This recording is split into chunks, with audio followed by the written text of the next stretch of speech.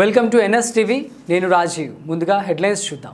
కామారెడ్డి జిల్లా ఎల్లారెడ్డి ఎమ్మెల్యే మదన్ మోహన్ గారు గాంధారి మండలంలోని సీతాయిపల్లి గ్రామానికి చెందిన ఇందిరమ్మ ఇళ్లు లబ్ధిదారులు పిట్లం కాశీరాం అంశవ గారి నూతన గృహప్రవేశ కార్యక్రమంలో పాల్గొని వారికి శుభాకాంక్షలు తెలిపారు.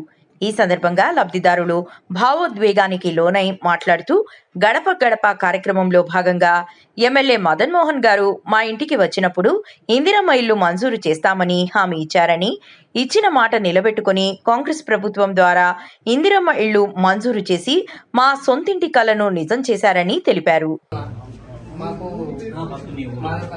మా గ్రామం సీతాయిపల్లి గాంధారి మండల్. మాకు ఈ యొక్క ఇల్లు కాంగ్రెస్ తరఫు నుంచి మదనన్న గారు ఇచ్చారు. మాకు చాలా సంతోషం.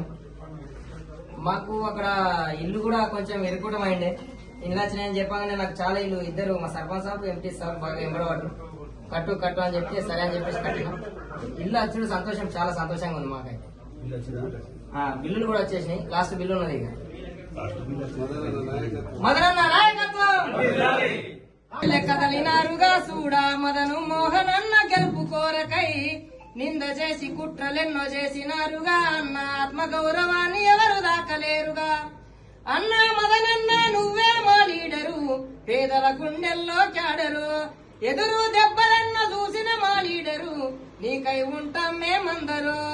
దుమ్ దుమ్ దుమ్ దుమ్ దుమ్ దుమ్ దద్దరిల్ల దరువులు వెయ్యాలే, మదను మోహనన్న వరిపే నడగాలే.